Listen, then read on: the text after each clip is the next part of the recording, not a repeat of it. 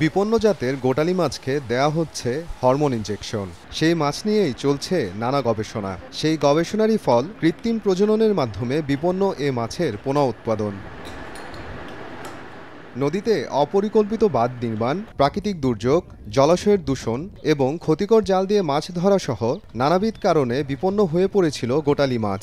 2 বছরের গবেষণার পর 2024 সালে পুকুরে চাষাবাদ উপযোগী মাছের পোনা উৎপাদনে সফল হয় বাংলাদেশ মৎস্য গবেষণা ইনস্টিটিউটের স্বাদুপানি উপকেন্দ্র সৈয়দপুর। বর্তমানে ইনস্টিটিউটের পুকুরেই লালন পালন করা হচ্ছে গোটালি মাছের পোনা। পুরো প্রক্রিয়া শেষে চাষি পর্যায়ে যেতে আরও 4 থেকে 6 বছর সময় প্রয়োজন বলে জানান সংশ্লিষ্টরা। উত্তরাঞ্চলের যে তিস্তা অববাহিকার নদীগুলো আছে সেখান থেকে আমরা গোটালি মাছটা সংগ্রহ করি এবং সংগ্রহ করে আমরা পুকুরে নিয়ে এসে ছাড়ি। পুকুরে ছাড়ার আগে আমরা মাছটাকে পুকুরের পানির সাথে অ্যাডজাস্ট করে কন্ডিশনিং করে মাছটা ছেড়ে দেই এবং পুকুরে আমরা প্রতিদিন মাছটাকে রেগুলার বেসিসে খাবার দেই এবং খাবারটা আমরা দিনে 2 বার দিই, সকালে এবং বিকালে। গোটালি মাছের যে মাছটা আমাদের মনে হচ্ছে যে ব্রিড করবে, সেই মাছটাকে আমরা পুকুর থেকে ধরে নিয়ে এসে আমরা এখানে ট্যাঙ্কে রাখি।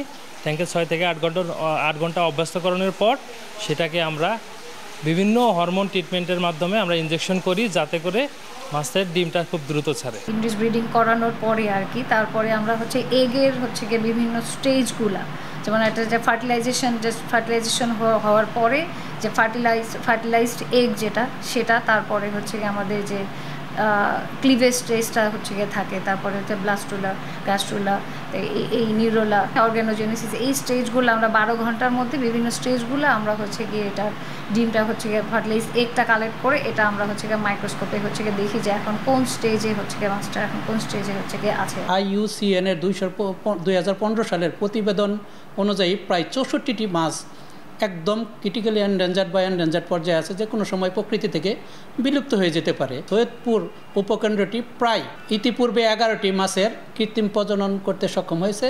তারই ধারাবাহিকতায় আমরা আরেকটি নতুন মাছ নিয়ে কাজ করে এটার প্রাথমিক সফলতা এবং কৃত্রিম প্রজনন করতে সক্ষম হয়েছি। যদি এই মাছটাকে আমরা সফলভাবে আমরা চাষে নিতে পারি এবং চাষি পর্যায়ে পৌঁছাইতে পারি, তাহলে এটা আমাদের স্বাস্থ্যের জন্য এবং এক হবে স্বাস্থ্যের জন্য আমাদের ভালো হবে, আর দ্বিতীয়ত এটা চাষ করে আমাদের দেশ এবং চাষিদের যে এক অর্থনৈতিকভাবে তারা লাভবান হবে, সর্বোপরি দেশের ইকোনমিক্সে এটা একটা ভালো অবদান রাখবে। ইতোমধ্যে দেশের 12টি বিপন্ন প্রজাতির মাছ উদ্ভাবন করে চাষি পর্যায়ে বিতরণ করেছে এ ইনস্টিটিউট। সময় সংবাদ, নীলফামারী।